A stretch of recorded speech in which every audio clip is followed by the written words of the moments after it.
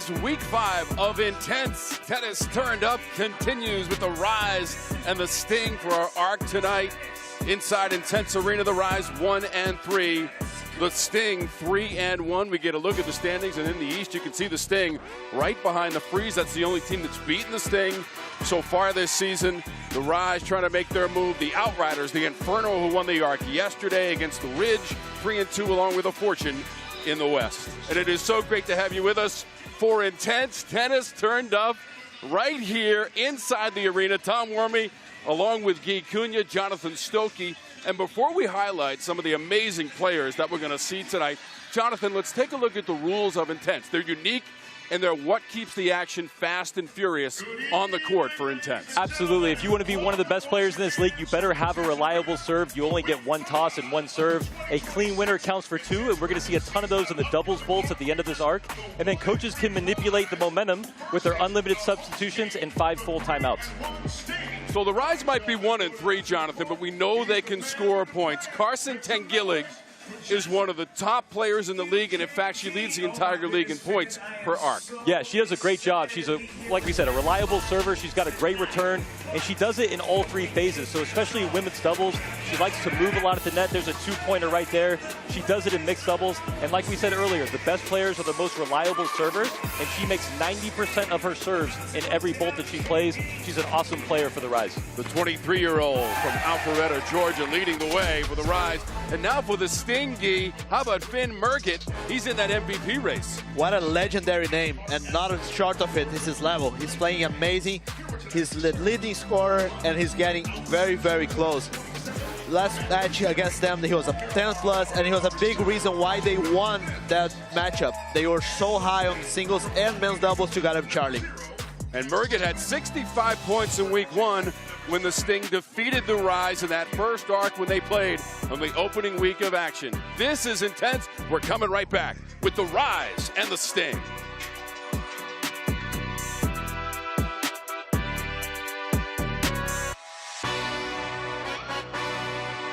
Welcome to Intense Arena at the beautiful Assembly Studio. It's time for you to experience the greatness that is Intense. But first things first. Forget everything you know about regular tennis. Because Intense is built different. Faster pace. Bigger energy. With teams battling it out from start to finish. You want to know the rules? Well, we got your rules right here. So let's break it down for you. To start, every team has 8 pros. 4 men, 4 women, and a coach leading the charge. An Intense match is called an arc, and you can think of it like one giant team showdown. Every arc is made up of 10-minute periods called bolts. And there are 7 bolts in every arc. Each arc has bolts of men's singles, women's singles, doubles, and mixed doubles. All stacked together in one running team score. So even if one bolt ends, the pressure doesn't. Every point carries over until the final buzzer.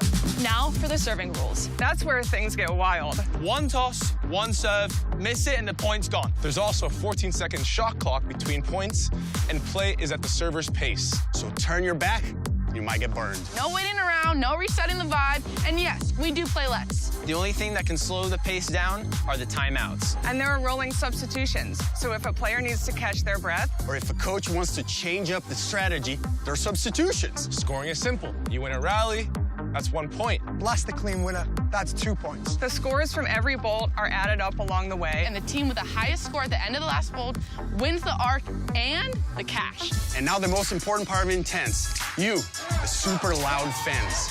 You will never get shushed. First of all, that's rude. That's rude. That's rude. Second of all, we want you to act like actual sports fans. And we want all the volume when it comes to supporting your favorite team, like Ridge. The Outriders. Like the Altitude. Like the Smash. Like the Rips. Fortune. Freeze. Inferno. Sting. Like Team Rise. Or if you want to cheer against your rivals, we're here for it. Bring it on. So now you know the Intense rules. But the only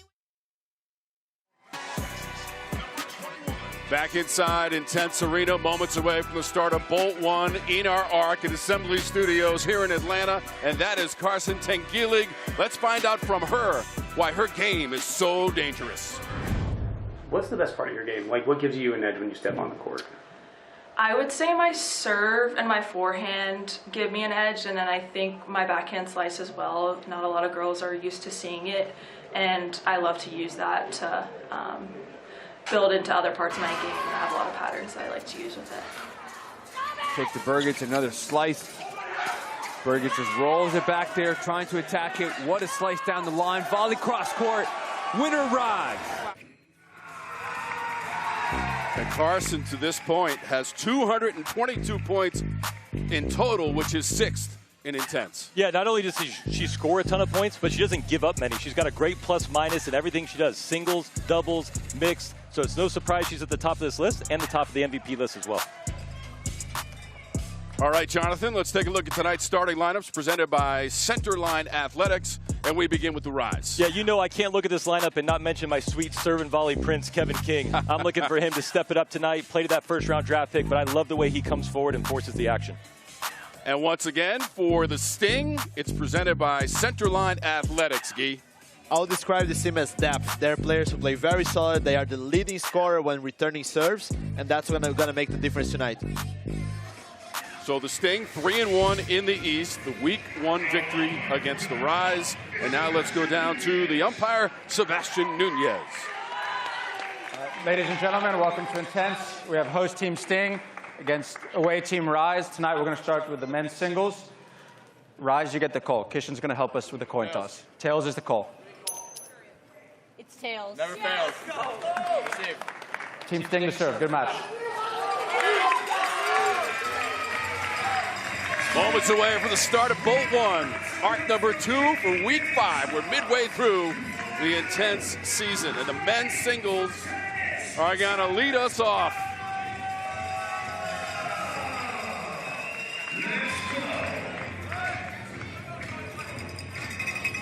Always anxious to see how players work their way into these bolts. I think it's the hardest thing to do to start off in front of everybody. Look at that, we got a little miss hit right away.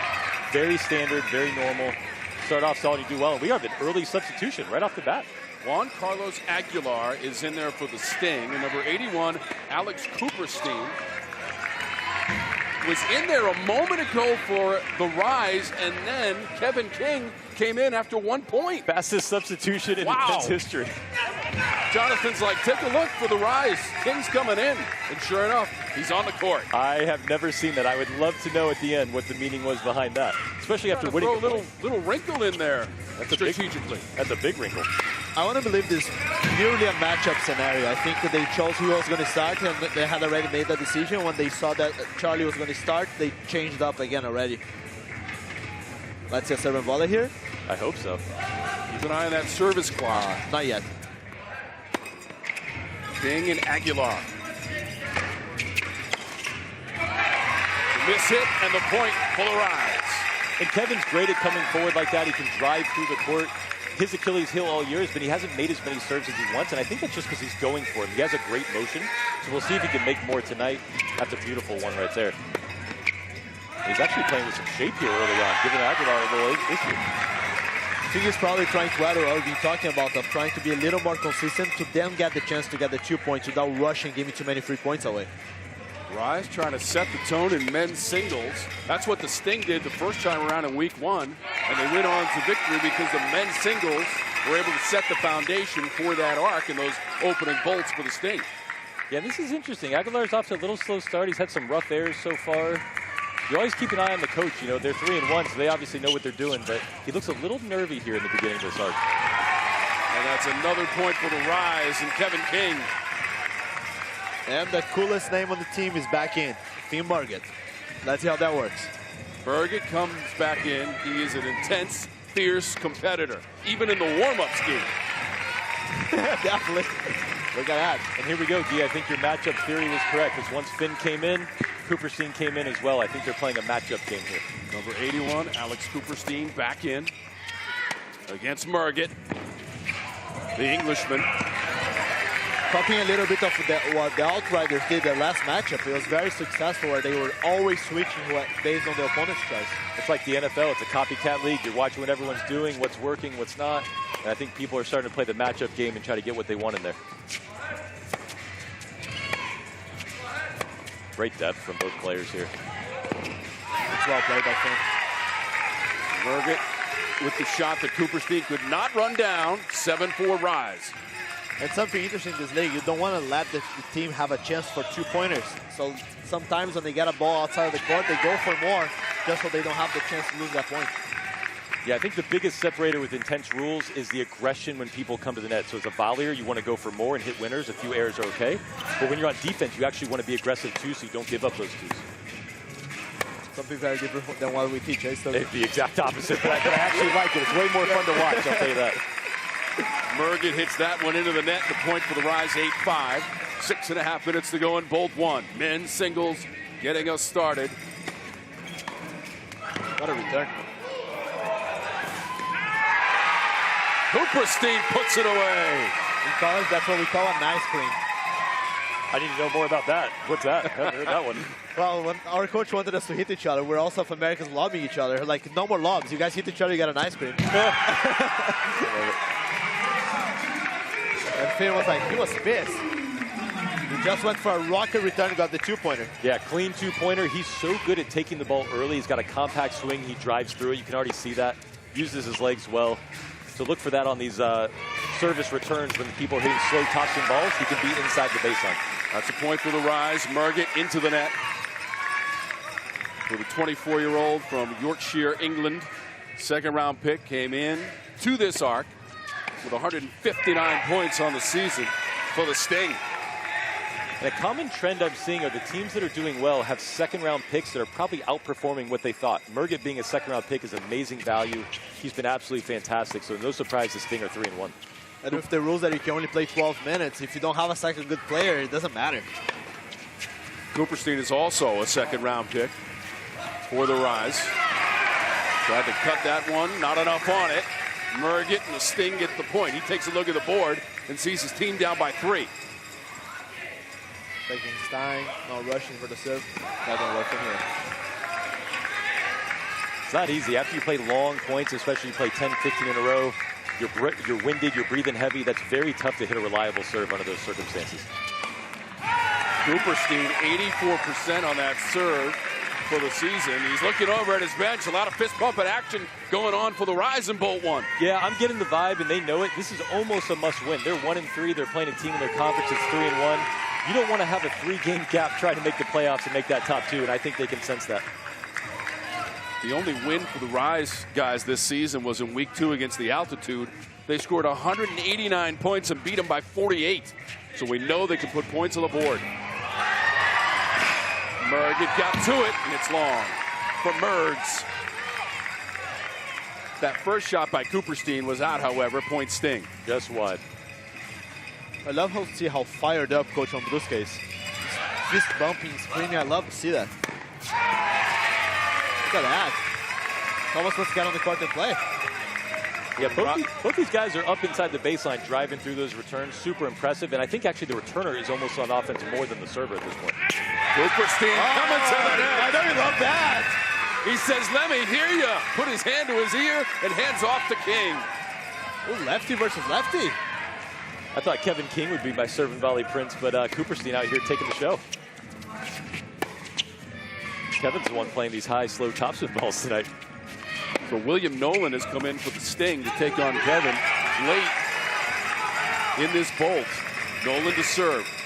Lefty on lefty crime. Everyone hates playing a lefty, including lefties.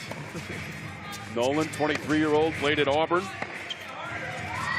alongside Finn Merget. They were teammates at Auburn University. I don't even want to know what their parties were like. They partied on the court because they won a lot. Sometimes that's what you need, connection on and off the court. 2 Englishmen in Auburn, I'm sure they were fighting. And by the way, Kevin King is a Georgia Tech Hall of Famer. He was inducted in 2023. So he knows what he's doing as well as a veteran player in Intense. I think he collected most of his wins against my Blue Devils when I was there coaching. He used to drive me insane, but I was an admirer from the other side of the net. Kevin scored almost 500 points last year in season 1 of Intense for Team Atlanta. Yeah, he's just great in all 3 phases. He's actually a better doubles player, I think, than a singles player. But he's got all the skills necessary to do well in this league. He's got a very humble confidence. I ran into him prior to the arc. Can't get to that one, though. Nolan put it away, and the bench is going nuts for the Sting. What about Dyrene? Who's part of DJ Ari going absolutely nuts? King with a return. Nolan. I actually love to see Kevin King playing with shape like this. I think it's going to give him a lot of confidence to be able to go for more shots when he has the chance for it. Well, the funny thing is, like Diego was saying last night, Diego Schwartzman, putting the ball in play does wonders, right? And we're making more balls over here, and the Rise are up 19-13 already. Just playing solid, simple tennis and sprinkling in these little, advances to the net, though. Schwartzman, pulse partner for the Ridge, who joined us during our broadcast yesterday. Was he entertaining and into it? I mean, I got smarter in those 10 minutes immediately. That guy knows the game. Terrell Owens was here as well for the Inferno as their pulse partner. He was on the sidelines celebrating with a popcorn celebration. Well, Diego was in top 8 in the world just because of his height. Yeah. Certainly, that's definitely not why. Getting down to the final minute of Bolt 1. Yesterday we had the Inferno defeat the Ridge in our first arc of the week. In week 5, that's long, and a point for King and the Rise. How about the combination of Cooperstein and King? And look at that, just a matchup situation. They are not playing the bad combinations. They know what they want to play with. Merget in there for the sting. That's going to be long. How about the energy from this first bolt from the men's singles to lead us off in a big way, guys? Yeah, great energy on both sides. The crowd's into it. We had a little Let's Go Rise chant. I think everyone knows this is a really important arc for both teams. And right before serving, Finn just gave a little bit of a smirk to Cooperstein, saying, hey, you want to play me? I'm here, baby. Let's go. And Cooperstein's like, not here, man. Not tonight. That was out. Another point for the Rise and Cooperstein, who is leading the way so far with 12 points. Merget has 8 for the Sting. How did he get to that one? Merget at the net. Watch out. Right at the end of the bolt. What was that last service, though? He went for a people in paddle? I don't know what that strategy was, but he certainly needs to leave that in the back. Yeah, that did not work. 22-18. After our first men's singles bolt, the arc continues. The Rise and the Sting have set the tone tonight.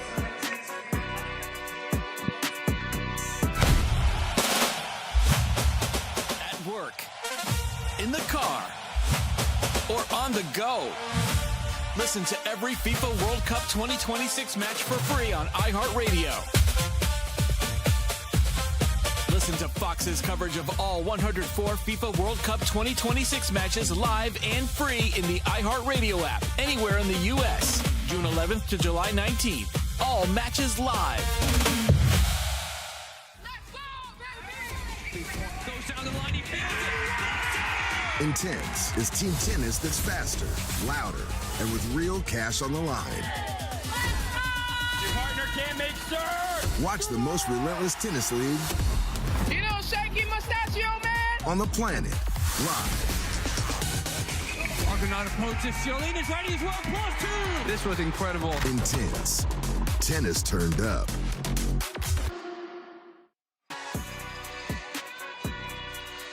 And make sure to visit Intense.com to get your team gear.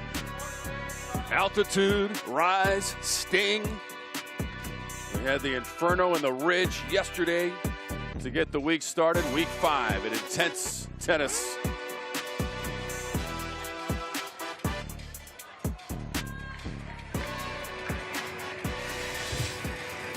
Sting defeated the Altitude in week 4 for their most recent arc, 167-145. The Rise have the 22-18 lead after bolt number 1. Time for bolt 2. Familiar faces. And I think what's very interesting here is that usually you see a team having a straight number 1 player where they're playing 6 minutes for sure. And here they're quite even, everyone. So Merget gets the first point against Alex Cooperstein. And of all these unique rules, we're obviously seeing the unlimited substitutions early. The matchup game, we can just send people in and out. Look at that.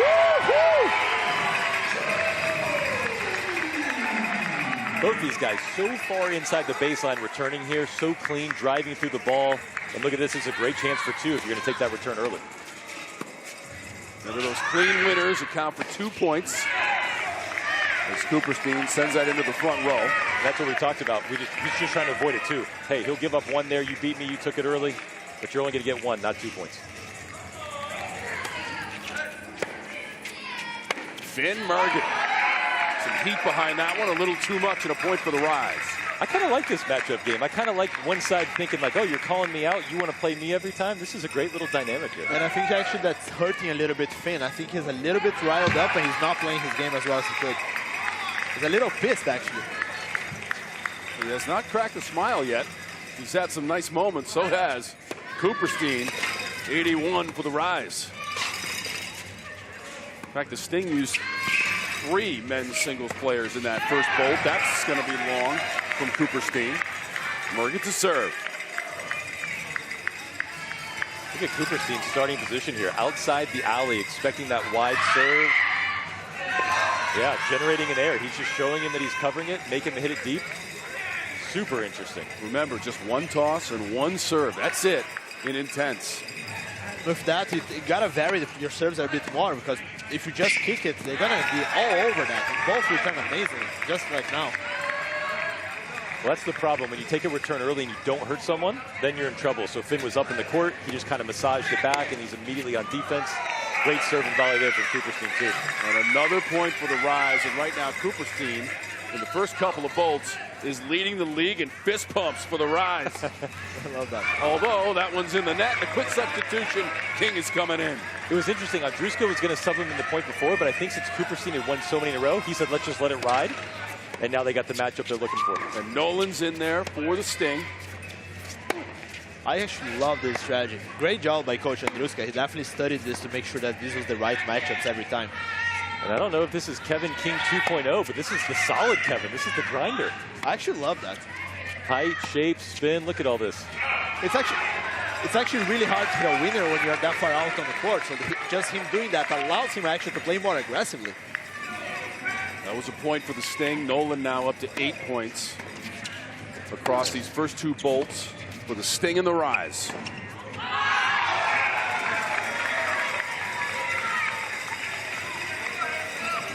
It's always killer for me when I see people in that baseline exchange and there's just an error for no reason. You know, if you're going for something, if you're coming to the net, there's a little reward for your risk, but when they're just kind of rallying back and forth and you see a lazy error, that's the type of stuff that keeps coaches up at night when you get to the end of the arc and you're down 3 and you're thinking about all those loose errors early on. Just a bad mistake, you know?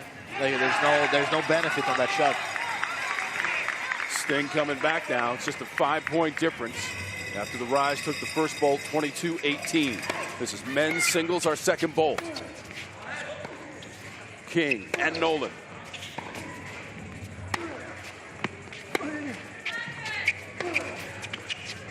Nolan working King across that baseline. Power strokes. King, the 35-year-old. This is good tennis, guys. This is solid. Longest rally we've had so far in this bolt. Into the net, Nolan. And King outlasts his opposition. And this is where Andruska, look at him, he's pointing to his head. He's saying, take your time, keep playing the right way. Both guys are winded. Usually after a long point, we see a short one, so both guys need to be solid here. Great job. Both guys making their first 2 balls. Good dab. Kevin King, the All-American from Georgia Tech, watches that one. And Finn is back in. So Rise getting the last point and leading 32-25. Just over 5 minutes, midway through the second bolt of men's singles. Finn's not having a great night, but let's see if he can turn around the last part of this bolt. He's not feeling confident over there. And Cooperstein's back in. No way they're going to play the matchup. They know it's not good for them. So King gets a breather and a high five from Marcos Andruska, head coach for the Rise. And I mean, I think there's a little bit of psychological warfare here too. I mean, there are matchups, but we're still playing with one serve. People are still taking the ball early. This is short. So I think it's almost like you said, it's kind of frustrated Murgit a little bit to think that he's being called out. And actually, they're playing defensive. If you think about it, they're not making the substitution first. They're like, we're okay here. You guys change, we change. And then let's see how many points we're going to play like that. I actually would like to see Coach Pluscota making the same adjustment. Well, it's interesting, too, because Aguilar started, and then we haven't seen him since. Natalie Pluscota Hamburg, the head coach for the Sting. I wonder if Charlie Aguilar is a little bit hurt. He has a brace on his elbow. He's touching his elbow over and over again. Maybe that's what make him not play. Being a big part of this team. Yeah, Juan Carlos Aguilar played the opening moments of that first bolt. Mergen came in. Nolan's also been in there. Mergen charges the net. It pays off. Only one. He was looking for two. He had 2 fingers up. You don't mess with Sebastian. When he gives you the one finger, you know. Just turn around and accept his As long as it's the index finger, we're fine. Exactly. Although Sebastian, I would have put it behind him, you know, to put up that middle one. Don't even try. 3.5 minutes to go, and bolt number 2 of 7. This is always interesting for me. I kind of feel like the Rise have had the momentum. I feel like they're playing better, and yet, like you just said, it's only 7. Like, this is not that big a deal for both teams. This is why keeping it close, even when you're kind of on the other end of the momentum, is huge for you. But this is a big change from the last matchup where this team took a big lead in men's singles and a big lead in men's doubles. If they can turn that around tonight, they have a great shot of winning this matchup. The men's singles led off that week 1 matchup between the 2 teams in that arc. And the Sting singles on the men's side built a double-digit lead early on in that matchup, and it led to a victory for the Sting, who are making a substitution. Nolan is in. I bet they're going to put Kevin back right on. One more point and Kevin back in. And that was a 2 on the passing shot. And that's what we were talking about. Coming to the net is great because you get the opportunity for a 2, but you're also leaving yourself vulnerable to some passing shots. So if you come in, you got to come in strong.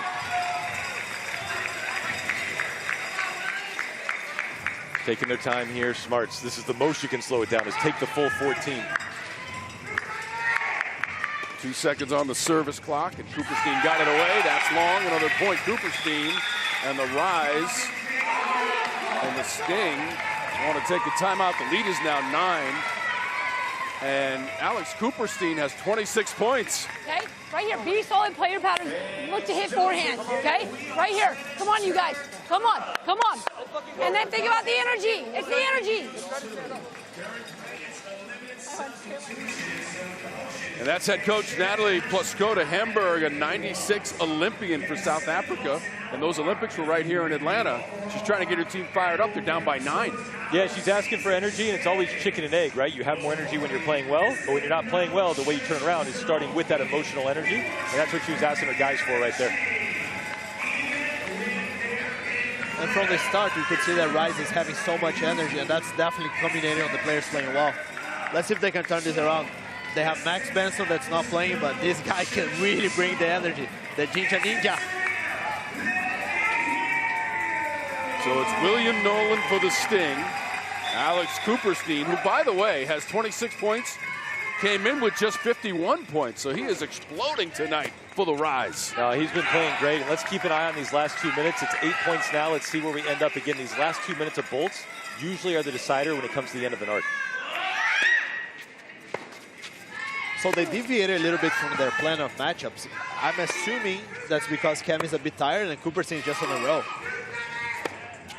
At some point when you're playing this well, you're matchup proof. And also when you're looking at the time, you might just be able to ride out his full 12 minutes. Cooperstein is a good play. Yeah, he's answered the challenge tonight. Play at the net, off the top of the net. Nolan got to it. I don't like that. Sends it down. The Cooperstein between the legs. It's not enough. That was ugly. It wasn't pretty. But the beauty of it is it only counted for 1. I think he was worried he was going to give up a 2, and he decided to just kind of throw away the point, and he did it with a little bit of flair and a little bit of style.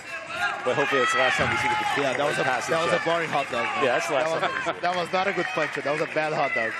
He's building up to the hot dog with the mustard and ketchup on it. Put ketchup on a hot dog?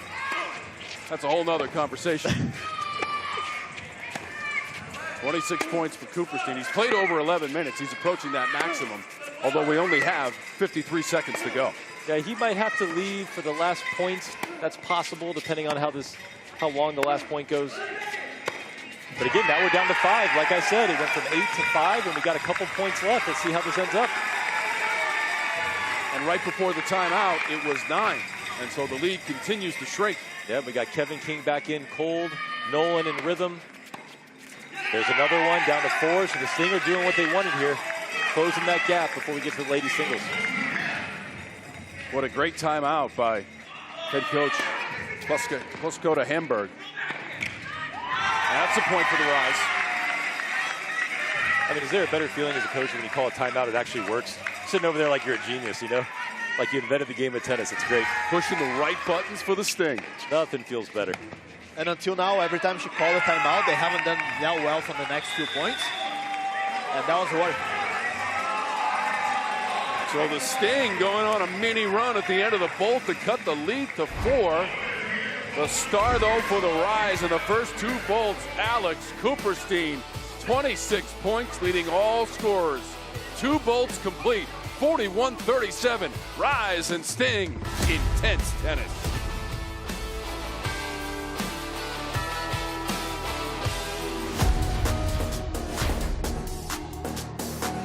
I don't feel like an underdog at all. An underdog, ooh. Maybe I would say dark horse. Yeah, I've always considered myself one. No, I'm not an underdog. I've been doing this for too long. I feel like a favorite for myself coming into this, and also just my teammates. If we do our jobs and we just compete and play for each other, we're the favorites here. People think that because I'm smaller than everyone else, but no. When I step on the court, I try to be confident and think that I'm going to win. I like to go low-key about my business. An underdog? Well, I mean, I would kind of say I would be like the Tom Brady of the league. You know, I got drafted 4th, and, you know, there's probably no big expectations of me, but when I'm out on court, I always give my best and willing to put on a show. I haven't competed in over a year, so maybe nobody's really seen me play in a while. But I never consider myself an underdog. When I step on the court, I feel like I can compete against anyone. I prefer not to be seen. You know, just being in the shadow, working my ass off, and then just going out there and showing what I practice for. So I was the last pick in the draft. That means I'm Mr. Irrelevant. But we're gonna make Team Freeze relevant for this year's intense season. We have the #1 pick in the draft on our team with Carousel. My boy, Raul, absolutely loving it. But as a team, since it is a team sport, I see us as one of the favorites. We have the best team name, we have the best team chemistry. Let's go Freeze! Let's go Freeze! So I don't feel like an underdog at all.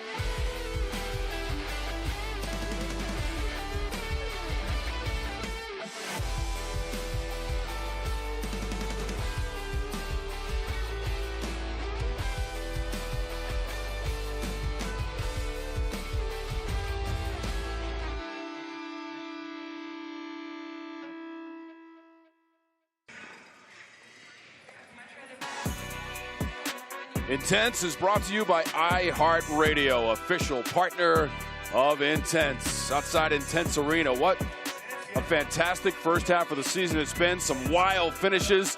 Let's take a look back at some of those incredible moments from the first half of Season 2 of Intense. 9. Conservative approach, comes to the net. Volley winner, they're gonna run it out. They're gonna do it just off that. Outriders are stunned. Down the line, Hewitt responds. Bushimuka gets there. Miscommunication, Tanya went off the left, and that's gonna do it! Oh my goodness, no way. Signals to King. King tosses up. Big to the nut, forehand, and she misses it, and the Freeze are gonna run it out! And it goes for the lob. They need to play this. They need to go for the winner. They need to go for the winner to tie it up. And she slaps it. She's found it. She read the point. What an intelligent play by Cabezas. Inferno needed 2. a 2-point. Oh, they're going to miss. Yeah, the Ridge are just going to miss this.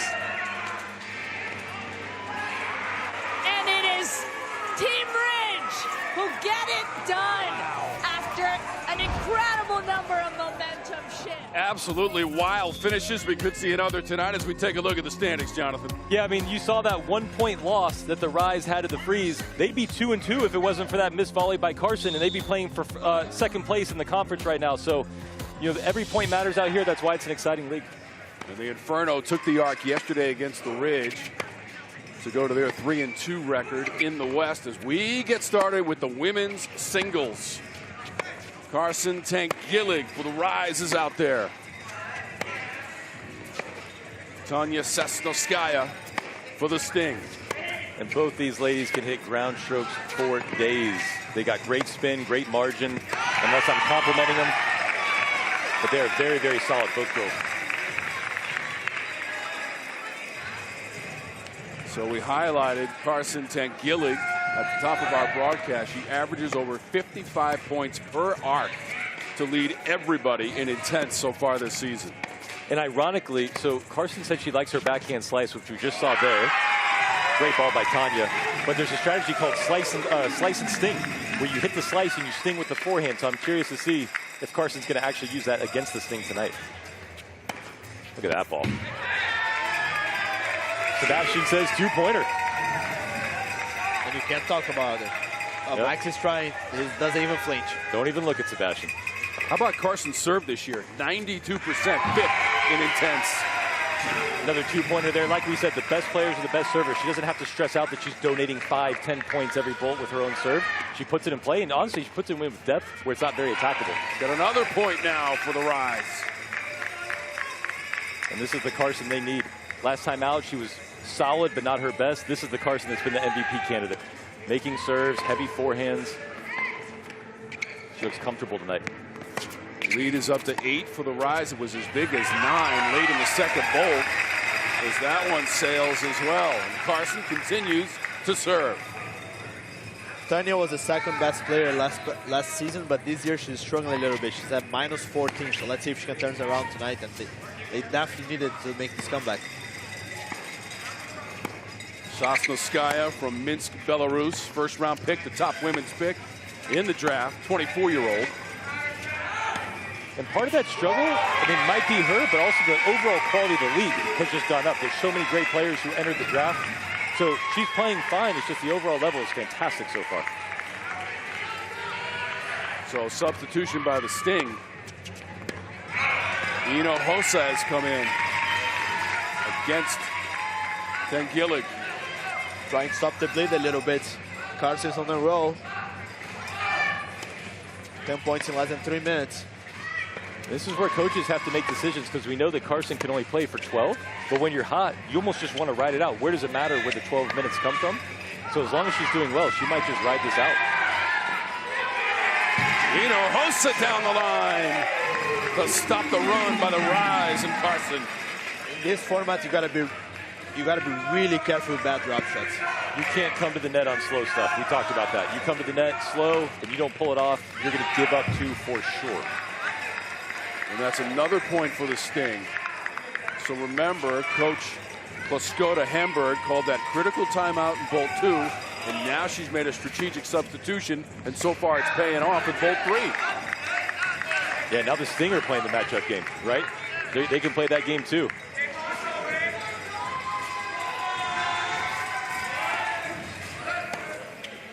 Ino Hossa, the 28-year-old from Mexico. Tank Gillig runs around that. Comes to the net and misses. You gotta go hard on that volley. I don't like that drop. Even if she makes it, she leaves a chance to get 2-pointer. You gotta go for it. That's the hardest shot in tennis, a high backhand volley.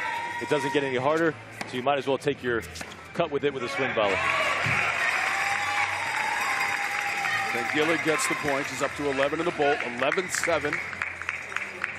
The lead is 8. And this is good tennis so far. They're both making their serves, returns in play. Look at that. That's high-level stuff right there for Ino Hossa.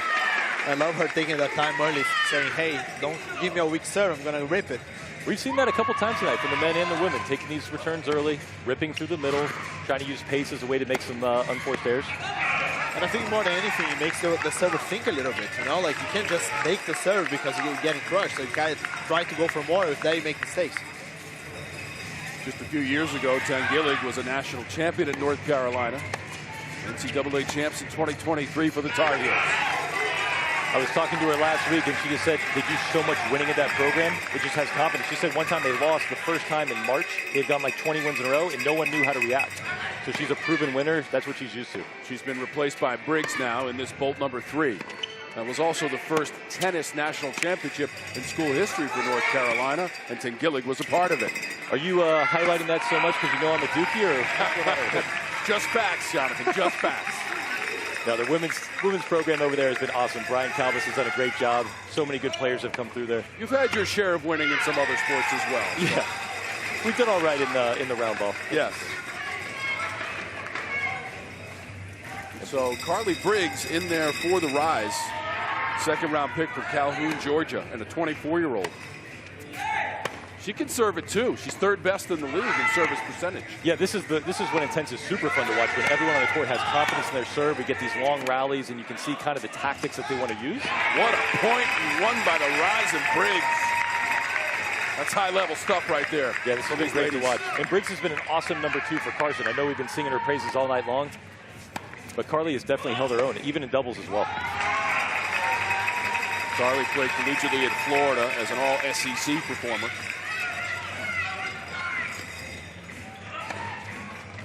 Also with the return of service. And now as week 5 goes on, I think every player is a lot more used to this format, and they're making more balls, they're more comfortable serving. Tanya is back in. Sasnowskaya back in for the Sting against Briggs for the Rise. Iniehosa did the job, though. I mean, she was down 8-2, I think, when she got subbed in. Now it's only 3 points for this bolt. So she kind of steadied the ship there, let Tanya get a breather, and maybe find her rhythm here. That's a Sting point, 56-50. They really need Tanya tonight to make a dent in this comeback.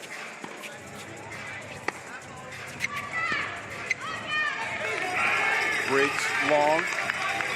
I was talking to Roberto Sid this morning, and he was saying the hardest thing about this format is you might practice well all week, and you come in and you got to perform for 4 minutes. You know, imagine in any other sport, they don't even take your whole game. They just say, how'd you play in the middle of the first quarter? So I think some of that is what Tanya's got going on is if you're low in confidence, you know I only have a short time period to kind of perform at my best. She's looking good now. Make a lot more balls, more confident. There you go. Now it's just a 3-point arc. A smart timeout by Coach Grucy. Marco Sandruska calling timeout, 56-53. Let's listen in.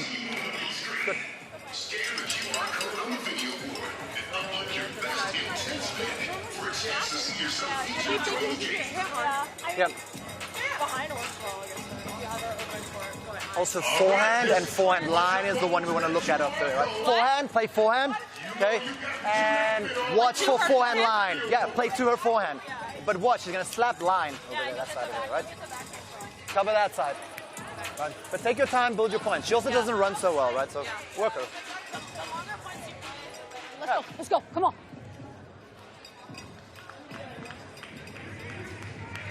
So Coach Andruska with some words of encouragement, the former Olympian for South Africa in 1996 here in Atlanta, and now the Sting to serve, down by 3. 2.5 minutes to go in bolt 3, first of the women's singles. So that was interesting. He said play the forehand, but look out for the forehand line. So I think he knows she's going to try it, but they're actually not worried about it. They think she might be missing it, or it might not be that good, and they can open her up with a backhand cross court. Sasnowskaya against Briggs for the Rise. Those forehands look pretty good. I think she probably throws the forehand on the run, and that's what they're looking to hit. And because she doesn't like it, she might go for more. You gotta make it closer. I would love to see Carson back in now. I was just going to say, she doesn't have the racket in her hand. I think they might be going strictly time-based right here, but this is, you always want the lead. I would rather have to go to my second player with a lead than kind of lose it and put that pressure on the first player when they come back in. This is definitely going the Sting's way right now, and you got to stop the bleeding somehow. And Tanya's on a run of 8 points. They just died. 56 all. Remember, they started this ball, they were 8-2 up for the Rise. And you can see Tanya's confidence here. What a comeback for the Sting to tie it with 1 minute 30 to go, and they've got the lead. And that's for two, 58-56. Yeah, look at her taking this early. Again, Coach Andruska said, hey, we're not worried about that forehand, but how about that? And Gillig back in now for the Rise. Easy to say now, but I would actually like to see what a shot. I would actually like to see them have to do the same matchup strategy on the women's singles as they were doing in the beginning. And Gillig was destroying both of them.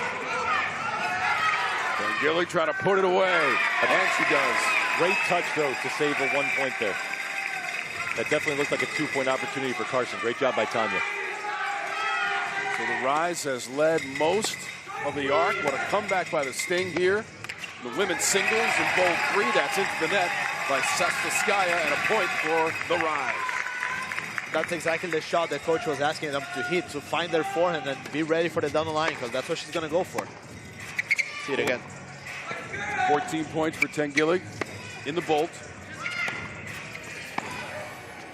7 bolts in the arc. Almost to the end of the third. Yeah. Coach knows his stuff. When she's on the run and she's hitting that forehand on defense, it can be an error factory for sure. When she's set up, the forehand looks pretty good. We're going to let it run out here. And the clock is going to run out. We've played 3 bolts in the arc, and we are tied at 60. What a comeback by the Sting and Tanya Sestskaya. It's time for you to experience the greatness that is Intense. You want to know the rules? Well, we got your rules right here. Every team has 8 pros. 4 men. 4 women, and a coach leading the charge. An Intense match is called an arc. Every arc is made up of 10-minute periods called bolts. And there are 7 bolts in every arc. Each arc has bolts of men's singles, women's singles, doubles, and mixed doubles. Now for the serving rules. 1 toss, 1 serve, miss it, and the point's gone. There's also a 14-second shot clock between points. And yes, we do play lets. The only thing that can slow the pace down are the timeouts. And there are rolling substitutions. Scoring is simple. You win a rally, that's 1 point. Blast the clean winner, that's 2 points. The scores from every bolt are added up along the way, and the team with the highest score at the end of the last bolt wins the arc and the cash. And now the most important part of Intense, the super loud fans. They want all the volume when it comes to supporting your favorite team. So now you know the Intense rules. So let's get this arc started.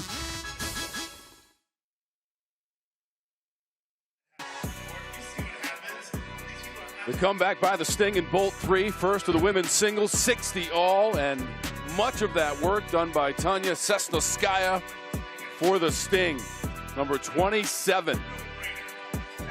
Struggled a little bit when she started out in the bolt, sat for a couple of minutes, came back in with huge impact. I mean, imagine she had a little bit of an injury early in the season. She's the #1 pick. You got the weight of those expectations. That's tough for anybody. And then it's a tough format. Like we said, the overall level has increased this season. So it's nice to see her finding her form here.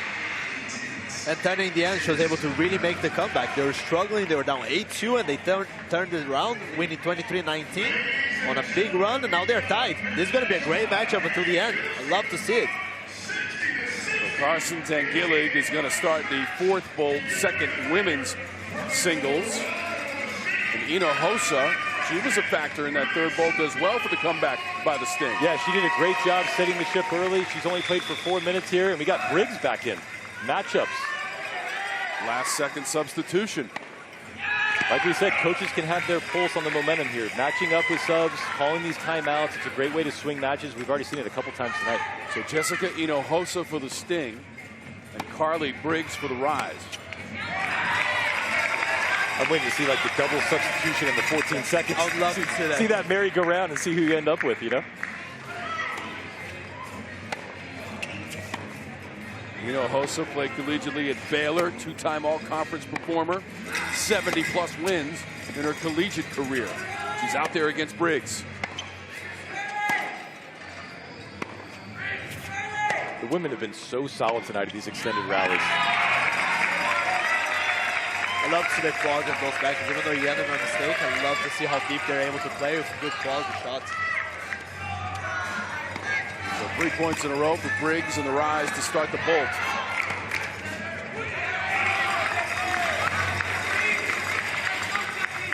Sting with its first point of the bolt. 22-18 Rise after the first bolt. Second bolt, 19 all. And then a 4-point edge for the Sting in bolt 3 as we play in bolt 4. And this is where scoreboard and standing pressure could play a role as we get deeper into the arc, right? 63-62. We know the Rise need this desperately, right? The Sting have the advantage. They're 3-1. They've got the comfort in the standings. So as this goes on, I think if it stays close, it actually favors the Sting a little bit. Yeah, the Rise pulled away in that week 1 matchup. The Sting coming away with the victory against the Rise, 184-167. So the Rise are trying to get a little bit of revenge for their second meeting of the season. For the Rise have a chance to qualify to playoffs, they certainly need to win tonight. And if that falls, they need to win the next 3 matches as well. It all starts with 1, and they're riding this one. They're playing great tonight. Carson has about, it looks like 6 minutes left, possibly. So she could be coming in soon to finish this bowl, and they're looking for her to make a difference here. Carly's just got to hold down the fort. Top 2 teams in the East play the top 2 teams in the West on championship weekend in the playoff scenario. I actually think Coach Natalie should have made a change over here. I think the biggest matchup and the difference was when Tanya played against Carly, they scored a lot of points. And Carson was winning a lot against, oh, there we go. She listened to me. Oh, and they made the change too. I love that. Sasnowskaja in for the Sting. Tangillig is in for the Rise. A rare service error from Carson. You don't see that often. We mentioned that Sting victory in week 1 against the Rise. Sasnowskaja had 50 points in that win for the Sting in opening week action. When you got a 5 in front of your number there, you know you've had a great week. That's tough to do. She's got 15 points. Tangillig has 16 for the Rise. Very, very tight women's bolt here. Honestly, everyone who's been in has been playing great tonight. That's the thing. There's been no holes. There's no separation. I was just about to say Cooperstein contributed 26 points in those first 2 bolts, men's singles. Yeah, he was great tonight. 2 errors now in the end of this bolt. I feel like both are a little bit tired, a little bit tight, knowing that they need these points. Wow, what a return. That's a little mental mistake. You saw Tanya get upset. She said, why didn't I run for that? That's just a free point. She's got to get over there and at least touch it. Look at that, another free point after. You can see on the back of the uniform jersey for Carson Tangillig, it says "C Money." She's cash money so far in both 4. Absolutely is. Another wicked serve. That's the forehand they're looking for. That's definitely a weakness on that side. That forehand on the run, maybe a little bit because of the grip. Maybe she goes for a little bit too much. That's definitely a struggle for Tanya. Remember how good she is serving. 92%, 5th in intense for Tangillig. And that was out. And a little frustration from Sasnowskaja when she gets replaced. Hossa comes in. We saw this at the start when Tanya was playing. She was a little bit tight, made a few mistakes, and got on a long bad run. They 2 down, and now it happened again. And an ace. Yeah, we don't see many aces. Only from C Money. Good one out wide. Look, she went through it again. But now we're up to 9 points. Yeah, there you go. Thought we might see a little timeout. So remember, after 3 bolts, we were tied at 60. Now the lead for the Rise. 1 at a time. Okay, we're right here. We got to go 1 at a time. We're good. Okay, right here. Take a deep breath. Take a deep breath. Let's go. Be ready. It went sideways. So can you look at it? Can you look at it? Look at it. The ball literally went sideways into the curtain. Look at it after. Second one. So I think the Sting were upset about that 2-point, the ace. I think they were saying they nipped it on the edge of the racket. They're asking Sebastian to check it out after. Emotions are running high in Intense Arena. I want to say there's a graze there. Yeah, I think a 1-pointer. Looks like it. Yeah, I see it. The ball moved a little bit. Yeah, VAR in the World Cup, right? Slowing it down.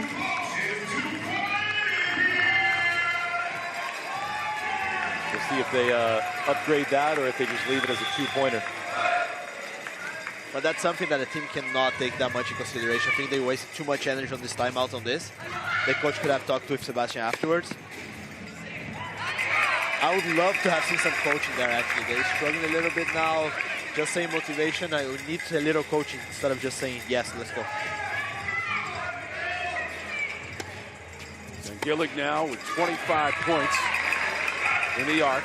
This is where they say the cream rises, right? We've been talking about Carson all night. They've been steady, and now that we're getting the last 4 minutes of Bolt 2, you can see she's starting to create that separation that she's been known for. She's on the right team now. She's on the rise, baby.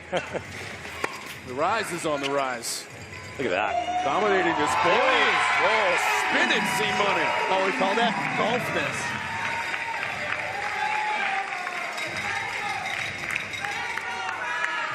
Professional spin on that one.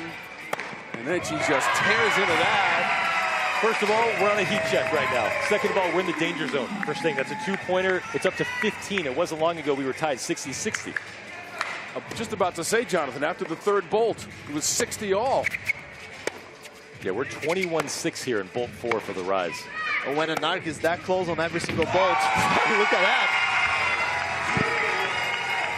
And we've seen this throughout the season. Sometimes someone gets hot and there's one bolt that gets away. They got to do everything they can if they're the Sting to kind of claw back here.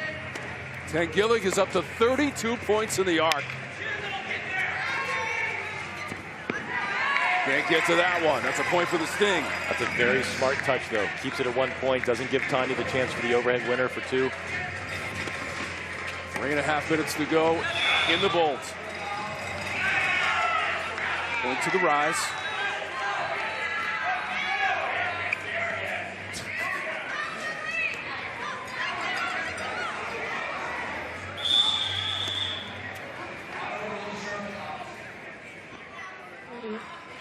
(84-67) Team Rise.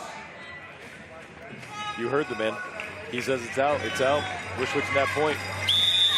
That's umpire Sebastian Nunez. I want to see Sebastian have some red cards. Max would be going home already. He rules with an iron fist. Sting's made a substitution. Solimar Colling is in. Number 21 for the Sting. Yeah, I think they got to try something different here. Both players are struggling against Carson. Carson's on a roll, but she's cold. She hasn't touched the ball yet. Let's see. Yeah, that's where if you're Solimar, you go, oh, thanks for subbing me in against one of the league MVPs who's in form right now on fire. Appreciate it. He's already dispatched some Sasnouskaya and Hinojosa in this bolt. Hey, go. 20-point difference, Keith. Hey, go fix my mess that my teammates made. Go there, go for it. Oh, maybe she gets a few points here and there. Let's see. Now, the good news for the Sting is Carson's in her last 40 seconds here. She's at 11 minutes, 20 seconds played, so they're going to get a 2-minute break from her dominance, and they're going to need to make a move. Nice touch by Carson. So smart. You've got to avoid the 2-pointers whenever you can. Man, you look at her, she just looks calm, composed, she looks comfortable. Wow, Colin getting her chance, and that's a 2. Jonathan, she had just 4 points all season before tonight. Amazing. She's made that up in about 60 seconds. Incredible. Look at that. They did it again. And then she sent Carson out, sent her out on a little losing streak there. So impressive. Briggs is back in for the Rise. She's definitely showing to Coach Bluska, hey, put me in, Coach. I'm ready. Let's go. Colling misses on that one. So Colling has 5 points. She's exceeded her season total in this bolt. When you get your chance, be ready in Intense. You just never know. And she did the job there. Carson was steamrolling. She's got to keep it up there. Now she's got a different ball and Briggs to play against. Gillig still has 36 points to lead all scorers in our arc.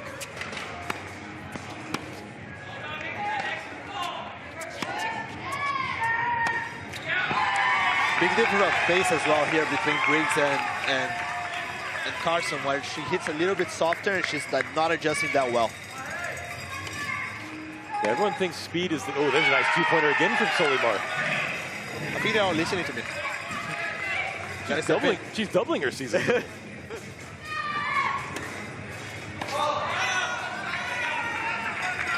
Point for the Rise. Briggs, by the way, has gone over 100 points for the season now. She had 91 coming into this arc. How nice is Carly's situation here? Hey, your teammate did all the job, you come all free, and like, okay, all right, let's go. Let's get some free points here. You know, Carly Sneaky has one of the best plus-minuses in the league, though. When she comes in, she's super efficient, singles and doubles, so she's been a great number 2 this year. On the attack, Briggs. She puts it away, and that's a 2 with the clean winner. And this is where we get some danger. A 20-point lead. Well, 34 points in a bolt. I mean, that's when you know you're doing work.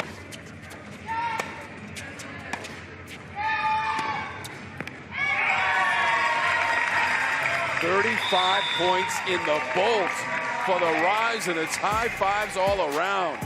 End of bolt 4. The Rise with the lead over the Sting. 95-74. This is intense. We're here to give a little pep talk to our new generation, to let them know what is tennis about, not only tennis, but also life. Locking in means to me being in the flow state, having the mentality that I want to win this. Tennis is a very mental game. It's about positive self-talk. Talk to yourself the way you talk to your doubles partner. All the negativity that people may tell you, let that be a motivation for you. There's no limitation for you guys. You can achieve everything you want. Just keep believing in yourself. That can be a bit dicey when you're picking players in different rounds, and the different rounds have different salaries associated with them. It can be tough. What they've done so far in their tennis career is what has kind of earned them that draft pick. I think that all these players know what they're getting. In essence, they signed up for it willingly. They're compensated well enough that they will agree to it. So it's their choice, really, to be here, or they could have gone and done something else. There's expectations. There's a contract. You're a professional. So just like with any contract you sign, I have expectations of you.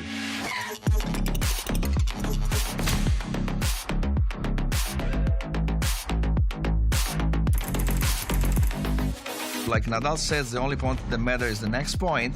You have no time for BS. Just go to the next point. If you won the point, you forget and get ready for the next. If you lose the point, you forget and get to the next. My mindset's going to be the entire time, we're winning the championship. I'm not going to be preaching that all the time to the players because I don't want to create this pressure cook environment. But for me, every day that I step on the court, I'm looking at the championship team. The 2025 Intense Champions, Team Atlanta. We all want to win, right? This is the goal. So we all have to work towards that goal. You know, that's how I operate. I'm very like, you gotta want to be here, and if you don't. If you get picked in that first round, you're looking at a $40,000 salary. In that second round, you're going to earn a base of $34,000. Third round, $28,000. In the fourth round, you'll earn $14,000. But you also have to think about the $30,000 that you can get at the end of the season just from prize winnings. The purpose of the CEO is to develop the staff. So if you're a highly paid player, part of that role is going to be helping to develop younger players or players who need a little bit more out of their game. This is pro tennis built different. Intense. Tennis turned up.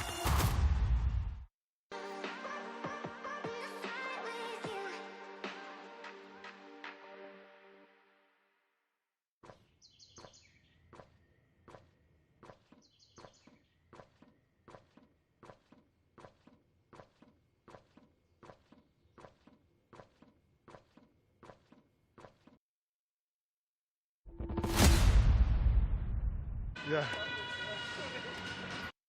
That was awesome, bro. You had the place going nuts, dude. Yeah. No, nuts.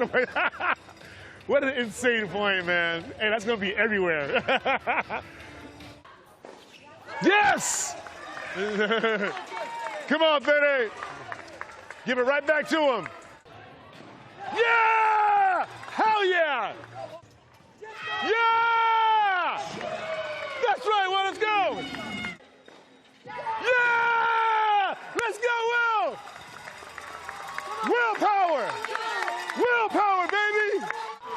Way to go, Will! Hey, willpower, baby! Willpower! Yeah!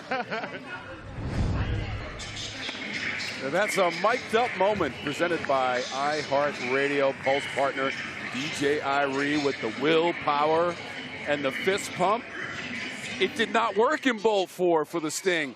After 3 bolts, we were tied at 60. Tom, Guy, and Jonathan. Guy, I'll start with you first. What happened after that? We were tied up. Carlson just got on a roll. Like, she was hitting, destroying rockets. She got on a roll. I think she won 12 points in a row. That's the difference. Jonathan, how did the Sting get back in this? I mean, they're going to have to move a lot at the net in doubles. They're going to have to get some 2-pointers early. But again, it's just one bit at a time. They got 3 bolts left, 30 minutes. It's not that big of a rush. They can definitely do this. All right, so we're moving into doubles now. Into bolt 5. 4 bolts complete of this arc between the Sting and the Rise. They've already played once this year. That was week 1 and a win for the Sting as they pulled away 184 to 167. We're gearing up for the men's doubles.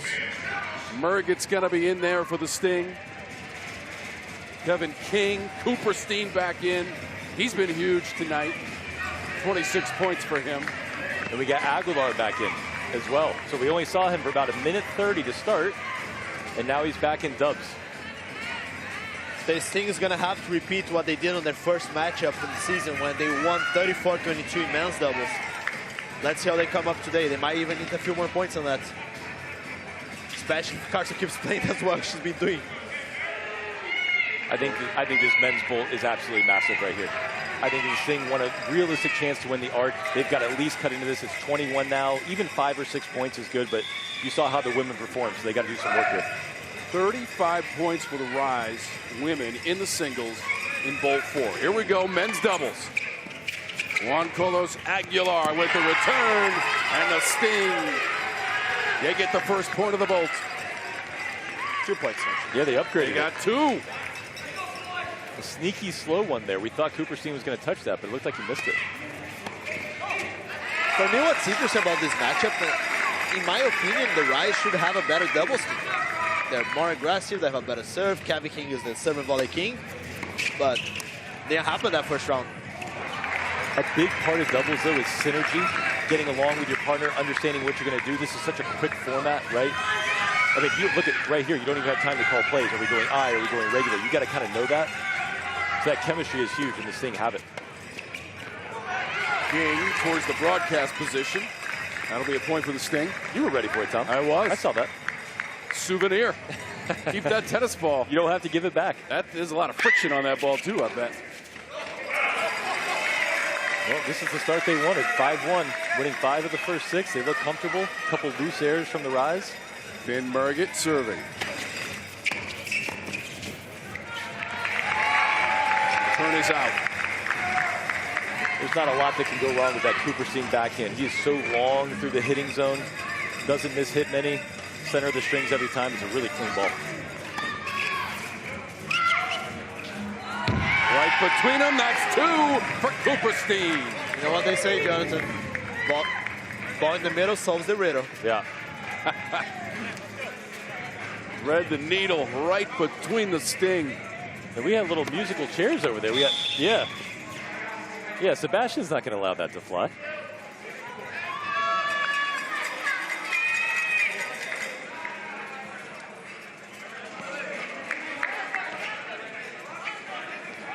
Aguilar's getting rid of the lid.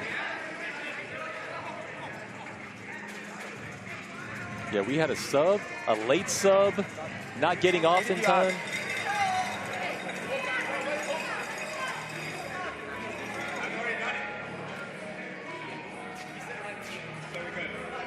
That's our umpire, Sebastian Nunez. You can wait on this side, but not on the other one.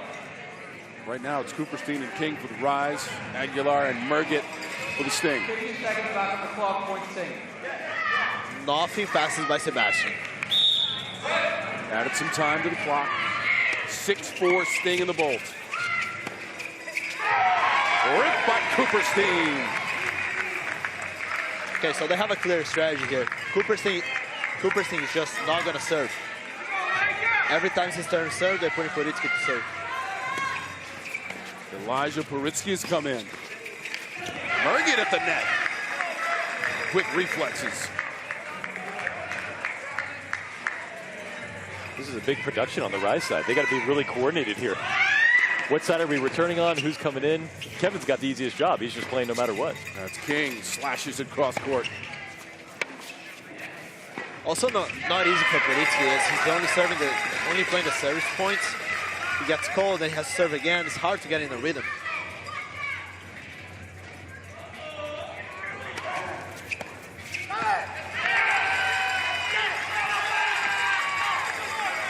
You know you've hit a good kicker right there when you can get it up on Cooperstein and have him catch that late. He hasn't missed many of those. Really good serve by Merget there. 9-6 in the bolt, make it 10-6 now. I actually love this strategy of playing I formation and changing every time. It's really forcing them to have to hit a perfect return. And they just missed 3 in a row. Finn Merget on the serve. There's another one. That is long on the return by Cooperstein. Sting on the rise. 11-6, timeout on the court.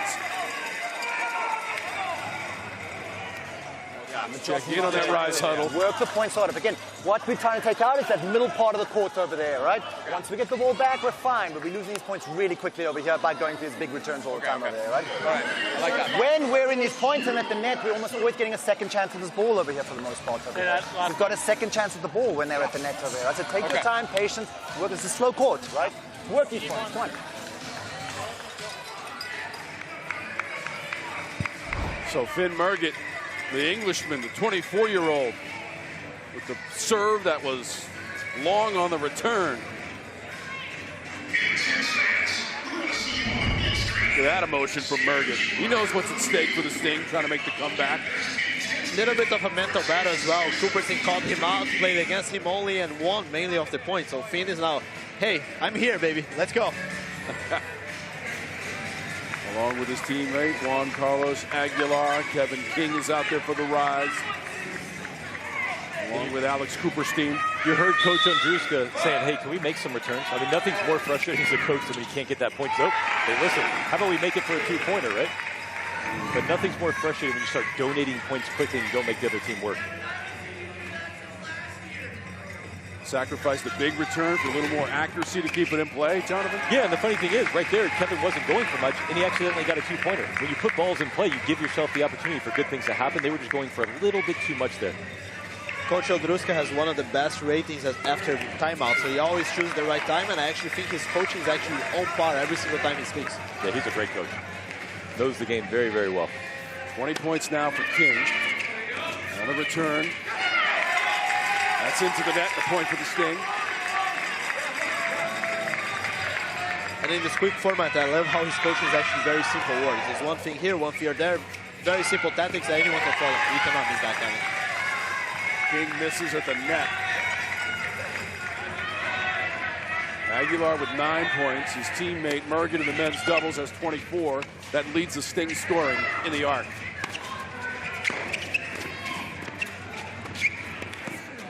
Back and forth. Aguilar chasing it down. King smashes. Great point. Can't get to it. Merget made the play they want to, and they're going to get it. Kevin tried to throw his rack as to save the point. Sebastian was having none of that. What a point. Great movement all the way around. The hustle by Aguilar to keep it alive, and that's in the net from King. This is exactly what this thing needed. They're up 8 in this men's bolt. They got to chop away. They're doing a great job taking it early. Playing some great doubles here to start. 18-9 now in the bolt after the women in that bolt number 4 in the singles, 35-14 rise.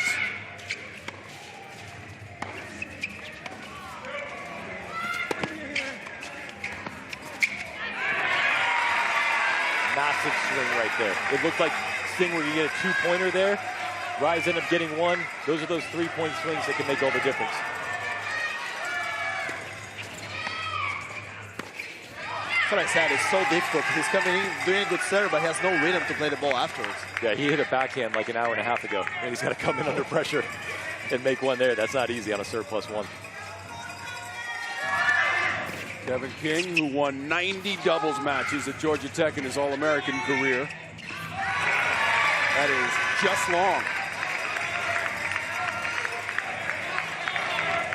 35-year-old veteran Kevin King on the serve for the rise. Taking a few deep breaths. Oxygenate the blood. I mean, it's tough. It's fast paced. You're moving up and back because you're serving or running up to the net. You got the returning aspect of it. He's breathing heavy right now. Aguilar to serve. Missed on the serve.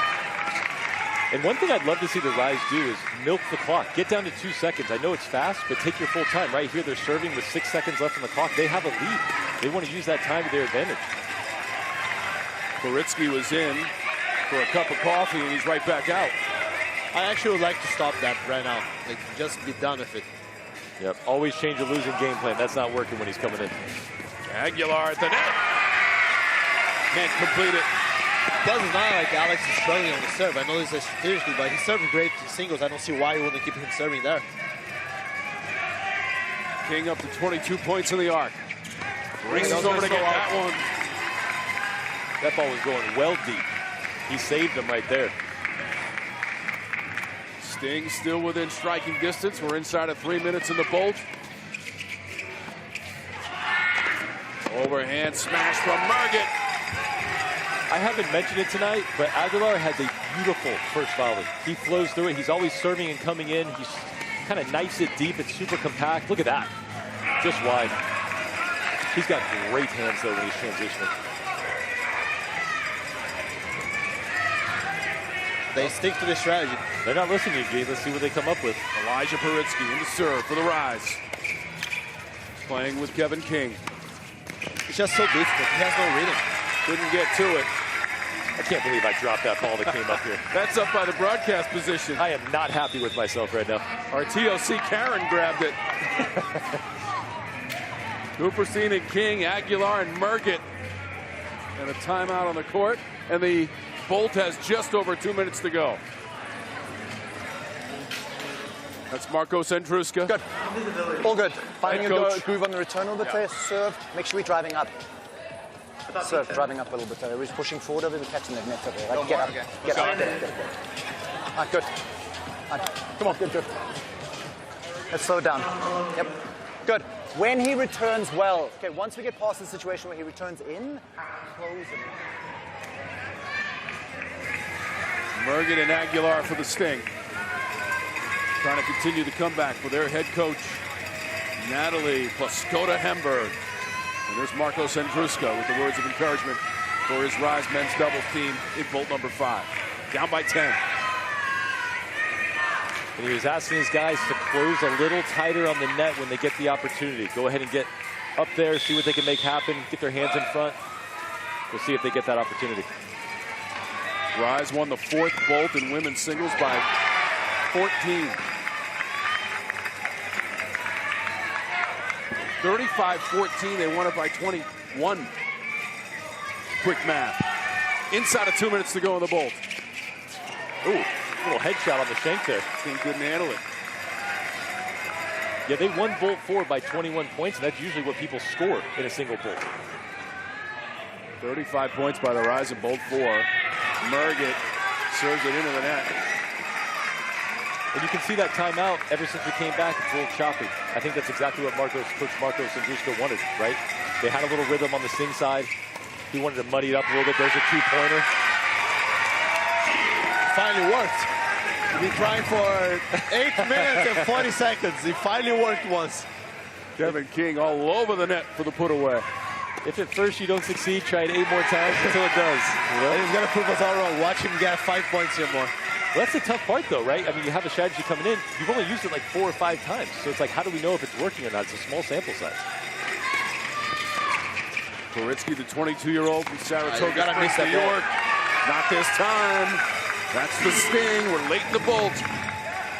Actually, in this format, I prefer a miss there. Just Absolutely. don't give them a chance to do that. It's so hard to fight your tennis instincts, though. I mean, you're always trying to compete. You're always trying to make that one more ball, but a slow lob in this format ain't gonna fly. Sting lost to the Freeze in week 1. They've rattled off 3 straight wins. It's out against the Sting. Oh, Merget is hot. This one I said clear. Merget. No, this one I said clear.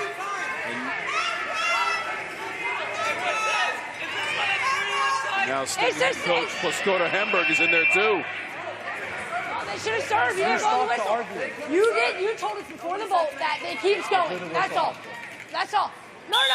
You said before the bolt that it keeps going. That's what you said. That's what you said. That's what you said. That's what you said. That is a spirited conversation. I think that's what he said. That is what he said. Although, Sebastian Nunez holding his ground up on the podium. Back to the live action, 116-102 as the bolt runs out. And the last point goes to the Rise. End of bolt 5. 117-102 as the Rise take the bolt behind Cooperstein and King onto bolt 6.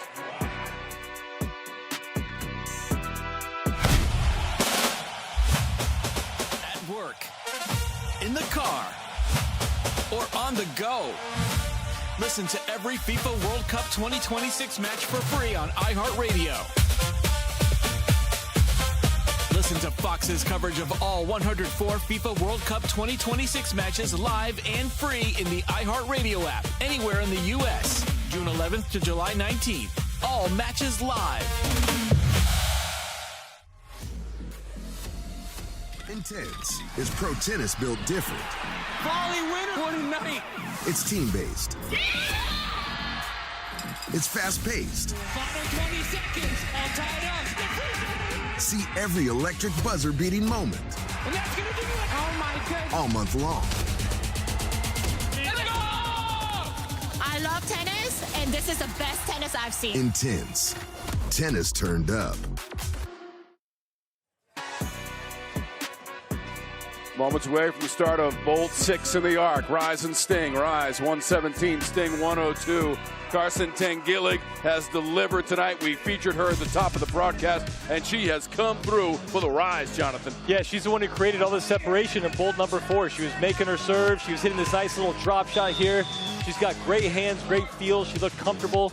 But we are where we are right now because Carson's separated in bolt number 4. And then in the men's doubles, Finn Mergen comes out flying for the Stingy. He was fired up. He was not happy with how he played singles. He was not happy to be called out and not perform. And he came and fired. In the end, they dropped a little bit of points, but they made a little bit of a cut. Let's see if the women can continue that now. He and Aguilar created an effective doubles team for the Sting. And look at the emotion and intensity from Mergen. He never stops. The motor's always running for Finn Mergen. Yeah, that's an interesting dynamic there. Sebastian versus Mergen. You know, argument calls. That's actually an even battle. That argument may continue as the women's doubles starts up. We're into bolt number 6 now.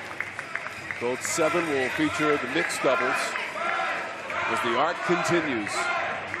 And this is right where the Rise wanted to be before this arc even started. If they knew they had a 16-point lead with this doubles team out here, I think they would take that every single time. Tangillig and Briggs for the Rise. Hossa and Sasnouskaya for the Sting. And they have to make a comeback here. They have to make up for their mess from the last bolt of women's singles. They're trying. That's a great move, but if Briggs is going to take that backhand early, it's coming in fast. She has to have her hands out in front, take a very, very short swing, but that's the move she has to make if they want to get back in this.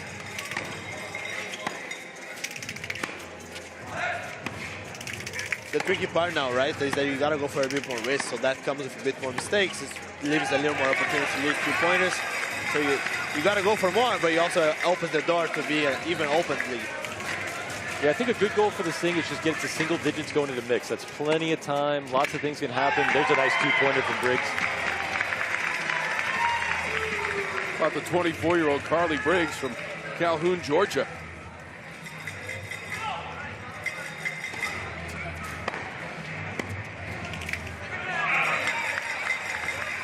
That's a great return from Tanya there because Carson's serve does kick up really well on the women's side. Got a ton of shape, ton of height. She just drove right through there.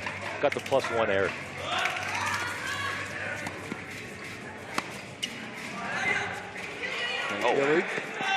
Hossa able to run it down. Briggs finishes it off. That was an on-the-rise top spin lock. You don't see that very often. I mean, I would not be ready for that if I was this thing at all. That was an amazing shot by Carson.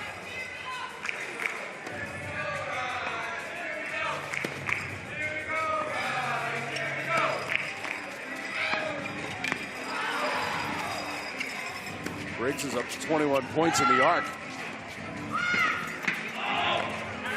I mean, Briggs is sneaky efficient, or maybe not so sneaky because I've been on that stats page all morning, but her plus-minus is fantastic. She does a great job every time she steps on the court.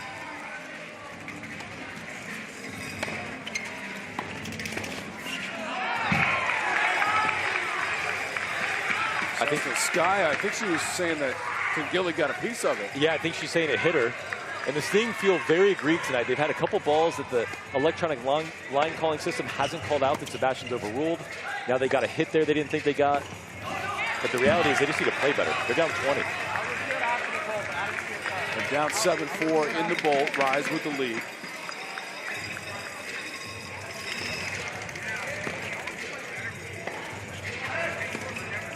Another great lob. Sasnouskaya, Hinojosa, Briggs, Van Gillig. Everybody's getting into the act. How about this point, gentlemen? What a win for the Rise on the extended rally. Everyone was in that point, and DJ Irie almost got in the point there on that wide back hit. He's ready to jump in, I'll tell you that. He almost had 5 people there in that double swing. C-Money on the service. The return long. And a timeout by the Sting. Trailing 9-4 in the Bolt. And up by 20. She's running around her forehand. She's going cross every single time. Okay? Because of where she's standing. So that's a good opportunity. When you see her running around, freaking make a move. You know what I mean? Okay, let's go. Hey, you guys are doing fine. Okay, stay aggressive here. Okay, make Carly hit a volley when we need to. Okay? But she's just going like one and then over you guys. Okay, are you following me? Yeah. Okay, let's go. Come on, you gotta believe you can do it. Okay, we do. Okay, you guys got to.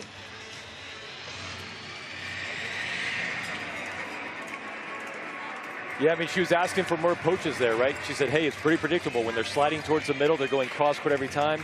She wants them to get in the middle of the court and take some chances with some volleys. Easier said than done, though, because she also mentioned Carson's throwing out some topspin lobs. So that's scary as well. You got to protect that. And I think a big part of this moment is when you call a timeout now, when you are in these bad situations, to actually give some confidence and calm the players down a little bit. And maybe a little bit simpler strategies could have been a great strategy here. Let's see how this plays out now. The lead is 20 for the Rise in Bolt 6. And Tom, you know I'm a Duke guy, but going back to women's singles, it's 44-19 when the women have been on the court. I mean, that's where the separation is happening. So Coach Puscoda, she's looking for answers, but there might not be any. The women from the Rise are playing great. And we were tied at 60 guys after Bolt 3. If they extend the lead here, I want to say it's pretty close to be done. Yeah, this is where the Sting, they're just hoping to get it close to single digits. Yeah, great ball by Carson there. She kind of saw the early move, just changed it with her hand. So smooth, so calm. That's when you know a player's relaxed, when they can kind of change their mind and still look fluid. 23 points for Briggs on the serve. Into the corner, and she got it for 2 from Briggs, number 22. Tanya complaining, she thinks it's out. I want to see this one again.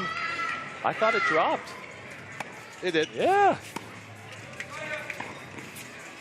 What a shot by Briggs. One of the heroes tonight for the Rise. And when that danger zone, I'm seeing the attitude and the energy on the Sting side. They look a little down, they look a little dejected. And the Rise are just relentless. They're making their returns, they're putting their serves in play, not giving away anything for free, and that's tough when you make a team earn it. Van Gillig approaching her average per arc. She's at 43 right now, guys. The average is 55.5 per arc to lead the lead. Death, Taxes, and Carson getting 50 points per arc. And that's automatic. She might even get to 60 here. She still has Meeks to play. Yeah, we could be on record watch. What a performance by the Rise tonight. What a lob. She's got great hands. Just so clean. And I know it was a few weeks ago, guys, but these players remember what happened in week 1. when the Sting defeated the Rise 184 to 167. And I think, you know, there are some teams in the league that maybe are actually at the bottom. The Rise have a poor record. They are not a poor team, though. They're actually very strong. Like we said, they've got a lot of players here who can play singles and doubles. So they're not happy with their record. They think it should be higher up, and they're still in this thing.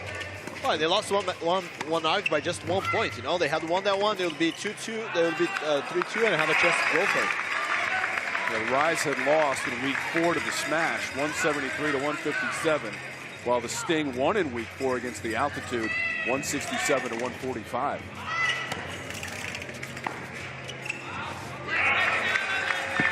And, you know, a coach once told me, if you want to come back, you don't have to start getting more points. You just got to stop giving away so many. And I'm still seeing these loose errors like that backhand wide. You just can't donate things. We got 13 minutes left in the overall arc. You're down 21. You can't be giving freebies away. And Guy, the other incentive for the Rise, you come in with a 1-3 record. You lose this arc, you're done. You're in trouble. Let's put it that way. But they have come to play tonight without question. Yep. Carson put that money in her pocket. She's like, you know what? This is me. I'll take it. In this battle of teams in the East.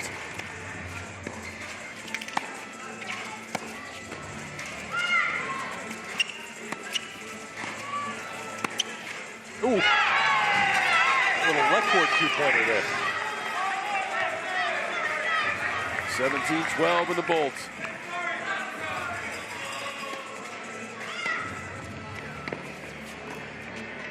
So Freeze right now leading the East with its 4-1 record. Remember, there's a whole bunch of arcs coming up this weekend. There's 4 more arcs to come. Yesterday we had the Inferno defeat the Ridge. And tonight the Rise on its way to defeating the Sting. Getting back at the Sting after that loss in week 1.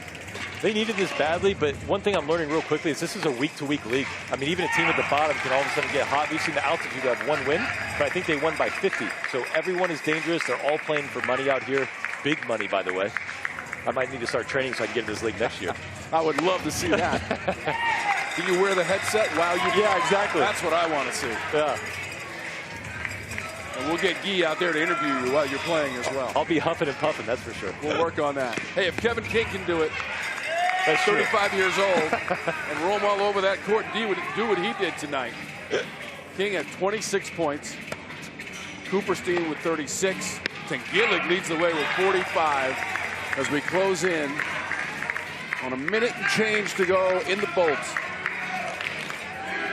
You know, in a weird way, the Sting have kind of done a good job. They're only down 19-16. The problem is they just got that hold. Like, they need to do a little bit better. The women have actually held their own in doubles, which is impressive. But they need to do more to hold their own. They need to cut into this a little bit. I think what I've learned in this league, when one bolt gets really spread apart and everything else is tight, it gets tough to come back because the level is actually severe. You just had bad 10 minutes and that hurts you. On the line from Briggs. Gets another chance and reloads. I know coaches want to save those timeouts just in case, but I almost wonder if it's worth using 2 or 3 in a single bolt like that when it's getting away from them. Just long from Briggs. Because actually, if you take that 4th bolt out, the Sting are actually up by 5. It's just that 1 bolt that's doing it for them. 35-14 in bolt number 4. The advantage for the Rise. There she is. And that's all because of her, honestly. She just went on a roll that bolt. By the way, does it look like Carson's ever breathing heavy? She just looks like calm as a cucumber out there. Not at all. Energy to celebrate. I think she probably looks the same here in the shopping mall. Tengillig, the 23-year-old from Alpharetta, Georgia, teaming up with Briggs in the women's doubles. Watch this home. That is the end of the Bolt, and it's high fives all around. 1 more to go, and the Rise have the lead 140 to 120 inside Intense Arena. We're here to give a little pep talk to our new generation to let them know what is tennis about, not only tennis, but also life. Locking in means to me being in the flow state, having the mentality that I want to win this. Tennis is a very mental game. It's about positive self-talk. Talk to yourself the way you talk to your doubles partner. All the negativity that people may tell you, let that be a motivation for you. There's no limitation for you guys. You can achieve everything you want. just keep believing in yourself.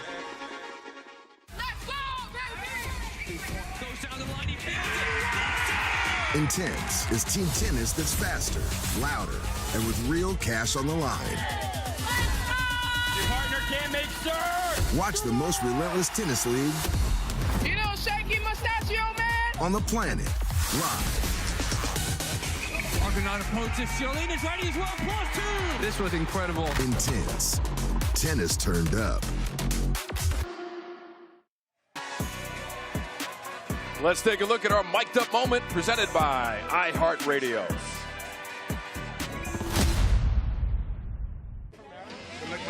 Thank you. It's an easy one.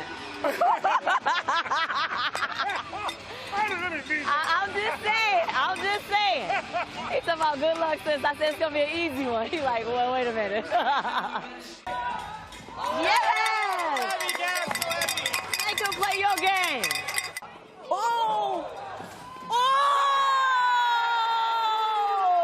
In his face. Yeah. That wasn't even in there. What? I'm like, that wasn't. Am I saying things or what? Nice. You in the zone. You in the zone, baby. You was in the zone. He thought he had you. Rise Pulse partner Toya Bush-Harris making some noise on that Rise sideline. They may be on their way to victory, up by 20 as we're just about set to start. Bolt number 7. Nothing better than talking trash when your team's playing well, right? Just giving it to DJ Irie over there. Did she say this is going to be an easy one? She's like a prophet. She's like a fortune teller, right? She called it. She knew what was going to happen in Bolt 4, obviously. 35-14 Rise. This was the danger, right? You were trying to claw back in that women's dubs, and you go up against Carson and Kevin. It's a really formidable mixed doubles team, and you got to make up 20 points here in 9.5 minutes. Not impossible, but not easy, that's for sure. The all-ACC team. St. Gillig, North Carolina, King, Georgia Tech. And that's going to be 2 for the Sting. They need a lot of those right now. Cesnaskaya, Aguilar, the mixed doubles team for the Sting. And I think they just got to look at it in chunks. Just, hey, can we win this 2-minute segment? Can we win a 2-minute segment? They both have 2 timeouts left. We're going to see them use them. Just small bits at a time, 1 point at a time. 4-2 now, point to the Rise. Tanya's been struggling with that backhand in that corner in doubles. She's given away a bunch of free airs, some wide, a deep one right there. She's not super comfortable right there. Great volley. St. Gillig cuts it off at the net, and she's got 50 points tonight. 50 burger. She's definitely getting to 60. Easily. St. Gillig started the night with 222 points. And that is going to be a point for the Rise, despite the protest from the Sting. Sebastian has nothing off it. My house, my rules. That is long. Point Rise. King with the judgment. Let's see if they start milking the serve clock every time.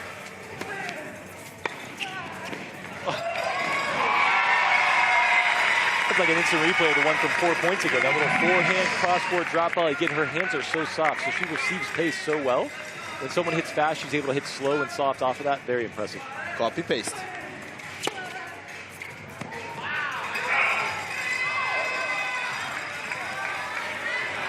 Yeah, Rise point. Line system was a little late there, but that ball was well wide. Sting taking the timeout and trailing 9-4. It was 4-1 Sting in this Bolt. Now it's 9-4. Hey, listen. Guys, listen. Control what we can. Okay, that's it. Go for your shot. Let's go. Tennis every single week.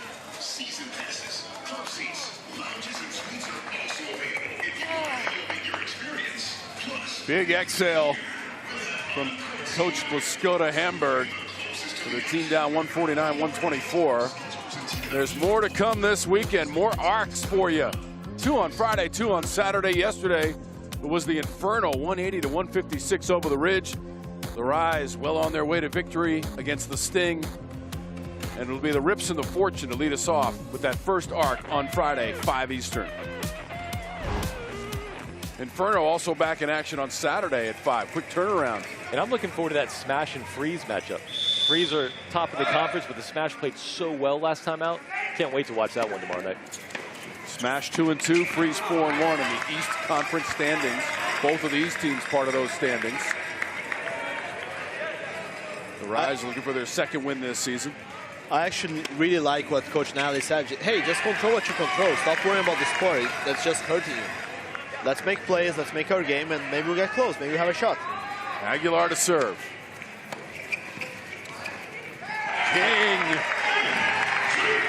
I agree with Coach Pliskota there, but also I want an answer for what I just saw there. How do I solve this Carson There isn't Kevin one. problem? Right, exactly. There might not be one. King has been a royal pain tonight for the Sting. There isn't. That's why she said control what you can control. That's going to be a 2-pointer for the Sting. That's a way. Just reaping a 2-pointer winner.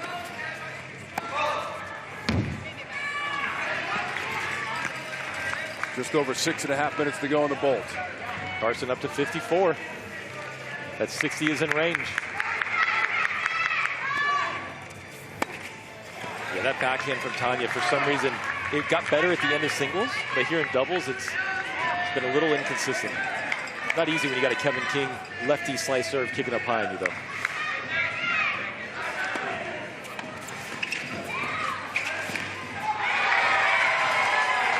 That's 2 for the Rise. On the roll. And Carly Briggs on the bench is just giving it to the Sting bench right now. She is letting them have it. How nice it must feel, though. Like, Carson just makes all the points. I come in, I win my points. I'm confident. It's amazing. Life is great. I used to love talking trash for my teammates who were playing well. Let them do all the work. King gets to it. What a move. So good. 2 right down Broadway. Tengillig for the Rise. And as a Dookie, I hate to say it, but those Tar Heels always play good doubles. They taught the fundamentals. They know what to do. Tengillig at North Carolina won over 200 matches in her career as a 5-time All-American. It's absurd how good you have to be and how healthy you have to be to accomplish all of that. Ridiculous. And she's above her season average now, 56 points, Tengillig. King with 35, 36 for Cooperstein. Ooh, Kevin's going to want that one back. 2-pointer just sitting there, and he gave up a 2-pointer. That's a 4-point difference there. Even with a 26-point lead, you're not happy about that. You got personal pride there. Hinojosa's come in. Merget also for the Sting. Change to the mixed doubles team for the Sting. That's 4 points right there.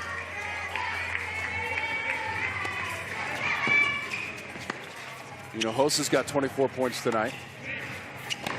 Great cover.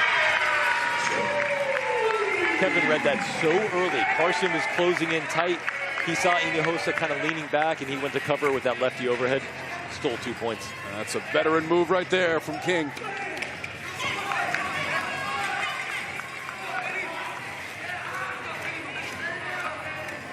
I mean, is anyone else kind of excited to see if Carson gets to 60 tonight? I'm just looking at that solo board over there, seeing 58. She's getting up there. Still getting. It's 4 more points. And I actually love seeing I can tell some of these players are getting into that MVP race, and they're trying to build on leads. They don't want to just win by a few. They want to step on some throats out here, squash some dreams, crush some souls. It's great. 4 minutes remaining in Bolt 7 of 7 in this arc. Top of the net, Merget gets to it, and he can't put it away. That's when you know it's not your day. You get the leg cord, and then you can't even finish that one. The tape just ate it up for Merget.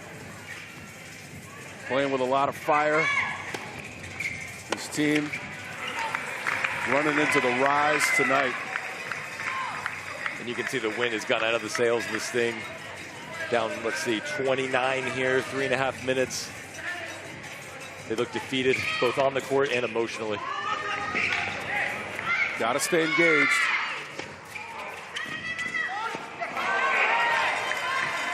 Gillig hanging on 59 points right now. That could have sent us over the top there. I want to see it.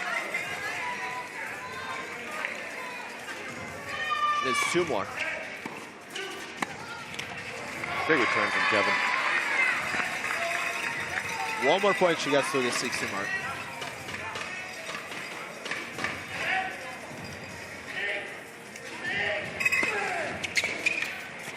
That's it, 60 points for Tengili. I want to know what the record is. Season 2 record. See money, 60 burger. Great serve. By the way, I'd like to be at the net right now with Kevin serving like this and just accumulating half points at a time. Yeah, exactly. I would have a positive plus-minus too if I was standing up there right now. Tough to make that serve back. And if you look at the stats, she's the whole difference tonight. Everything else is tight, but she's just dominating. Yeah, the Rise got to be really happy with how this went. Like we said, maybe not mathematically a must-win, but really it was. They played great so far. They're going to be sitting at 2 and 3 here and still firmly in that playoff mix. And hey, if they keep playing like that, it wouldn't surprise me if they win every single arc until the end. I think Cooperstein tonight too did a great job. So if they have 2 men that are playing well, we obviously know the women for the Rise are great. They have great doubles. Week-to-week league, anything can happen. And Carson is out.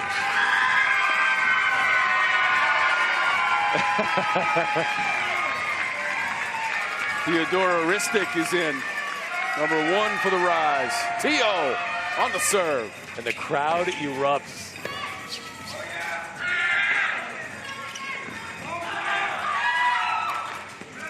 Ooh, Kevin touched the net. 2 for the Sting.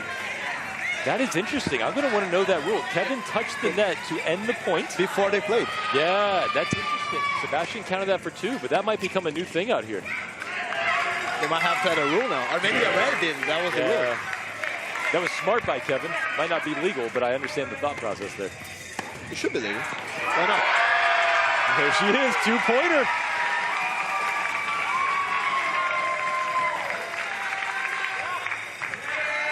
What a celebration on that sideline for the Rise for Tio. We had Tio in the building yesterday for the Inferno.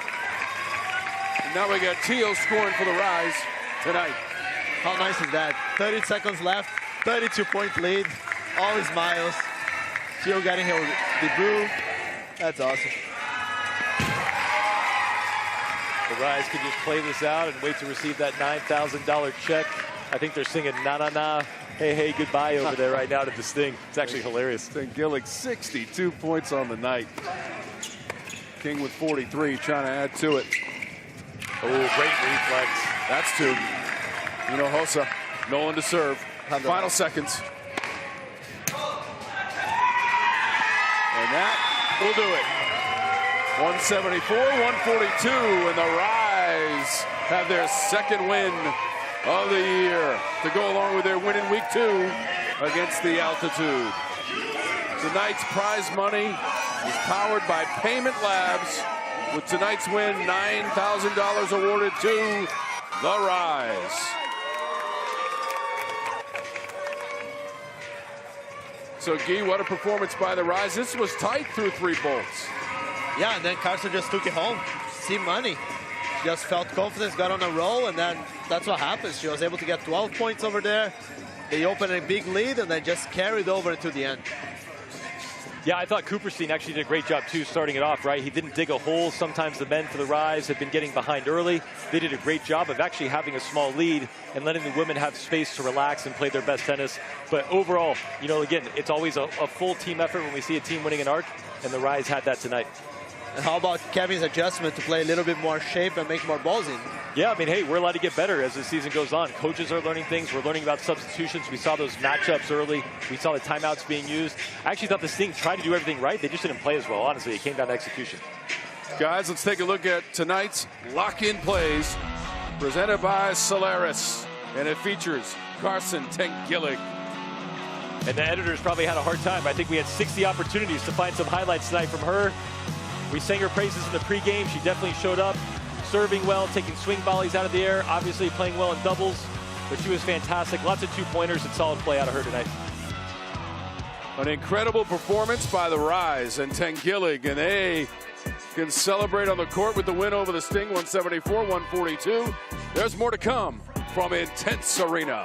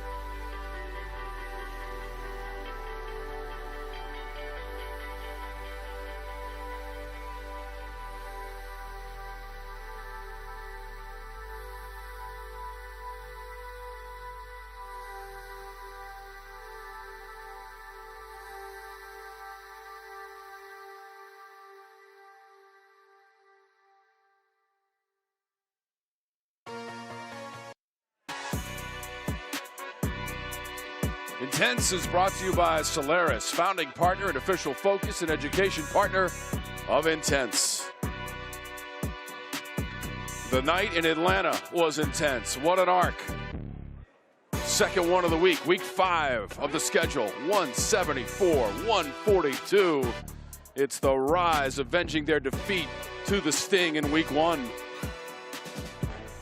As we look at the updated standings with the Freeze atop of the East, the Sting now 3-2 with its loss. The Rise to 2-3, keeping those postseason hopes alive. They needed this one, And Jonathan, they got it tonight against the Sting. Well, I mean, you can see they're actually plus 46 on the season, right? And the Sting are minus 30. So the Rise are that sneaky team. They didn't have a good record, but they're obviously solid all the way through. They showed up men's singles 1 and 2, women's singles 1 and 2. Doubles was excellent across the board, and they earned this victory. We talked about the star players for the Rise tonight, avenging that loss in week 1 to the Sting. I thought Carly Briggs was an X factor, and she came to play tonight. Yeah, we've been talking about Carson all night. Every time Carly steps on the court, she wins more than she loses. I mean, that's what you need out of a teammate. She steps in, does the job. She played 8 minutes in singles, did a great job in doubles when she had to play there. So it's an all-around team effort. Yeah, the Rise, by the way, still out of the court, and they are celebrating. What an effort up and down its roster. Kevin King, the veteran. Alex Cooperstein as well. Star of the night, though, has to be Carson Tengilig. Along with her teammates, they put together the victory. Yep, I mean, the separation was all on the women's side tonight. The men played pretty close between both. Kevin in mixed doubles did a good job getting some two-pointers there, obviously along with Carson.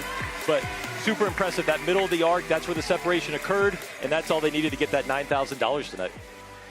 The Rise won the opening bolt 22-18. At the end of bolt 3, we were tied at 60. And then, Jonathan, the Rise win bolt 4, women's singles, 35-14. Yeah, I mean, 21 points separation. Like we said, sometimes teams only score 21 points in a bolt. So to win by that much, I mean, that's the breathing room you need. And we talked about this, building leads early so you can play relaxed, stress-free, and the other team has to chase the arc, and that usually ends up resulting in more errors. And by the way, Tengilig, across the 60-point barrier tonight, leading scorer in the league.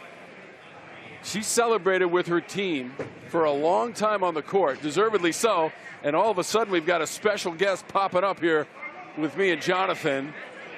And it's Carson Tengilig. And Carson, congratulations on the victory tonight. You went over 60 points tonight, but really, when you look at it, the contributions from your teammates came from many different sources.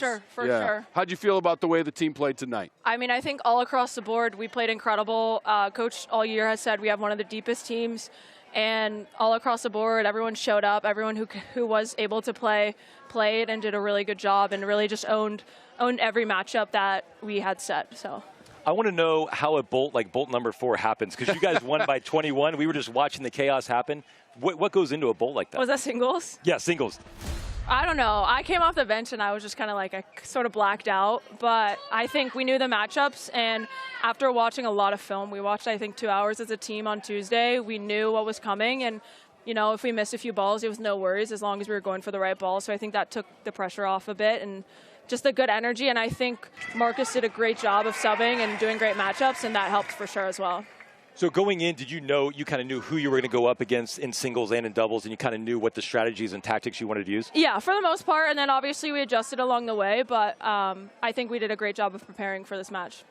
It feels like it might have been a situation where not only did you lose to the Sting in week 1, but you look at the standings, you knew you had to have this match tonight for postseason hopes as well. Sure. What was the vibe around the team prior to the arc tonight? I think we had a lot of tough conversations coming into the second half of the season, and I think the break helped a lot, and everyone was super refreshed. And the first practice back, even after 2, 3, 4 days off, Marco said we looked super sharp, and we all had great attitudes, great energy coming into this week. And we were just kind of like, F it.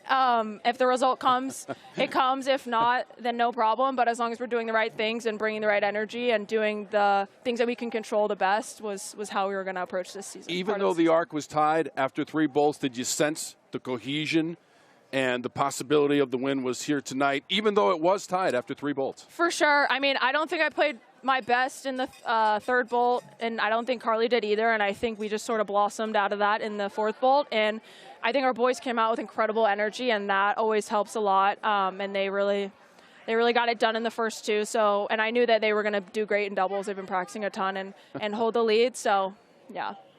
What does it feel like? Because you're one of the point per arc leaders in the league. You're always getting over 50. Tonight you got over 60. Is that just like boring for you at this point, or how? No. Oh my gosh, no. I don't even look at the scoreboard. I try not to.